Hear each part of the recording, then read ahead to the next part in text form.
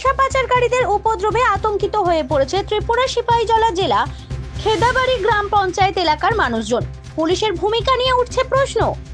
ত্রিপুরা সিপাহীজলা জেলা সোনামুড়া থানার অন্তর্গত খেদাবাড়ি গ্রাম পঞ্চায়েতের ৩ নম্বর ওয়ার্ডের পূর্বপাড়া অঙ্গনওয়াড়ি কেন্দ্র সংলগ্ন নির্জন স্থানে গভীর জঙ্গলে একটি বড় আম গাছের সঙ্গে একই দড়ি দিয়ে ৩টি গরুকে বেঁধে রাখা অবস্থায় উদ্ধার করে সোনামুড়া থানার পুলিশ।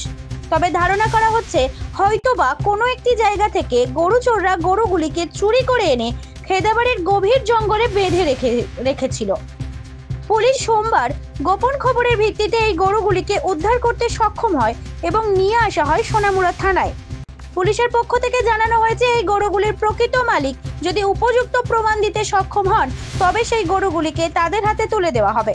সোনামুড়া থানায় এসে উপযুক্ত প্রমাণ দিয়ে গরুগুলিকে নিয়ে যাওয়ার জন্য আহ্বান রেখেছেন সোনামুড়া থানার পুলিশ।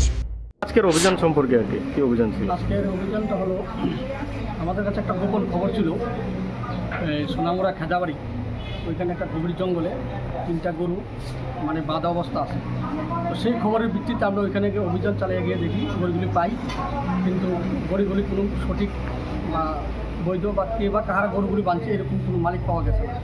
এখন যদি সঠিক মালিক তার সঠিক প্রমাণ দিতে পারে গরুগুলি আমরা সোনামুড়া থানা থেকে নিয়ে যেতে পারে সঠিক প্রমাণের ভিত্তিতে। না সম্ভবত যেগুলো আমার যেরকম দেখতে পাইলাম এইগুলি চুরি করে গরুগুলি জঙ্গল বাঁধা অবস্থা রাখে। তবে অনুমান করা হচ্ছে যে গভীর জঙ্গলে গরুগুলিকে বেঁধে রাখা হয়েছিল তার পাশেই ছিল একটি পরিত্যক্ত বহু পুরনো দালান বাড়ি। চোররা ওই পরিত্যক্ত দালান ঘরটিতেই গরুগুলিকে নিয়ে আশ্রয় নেয়।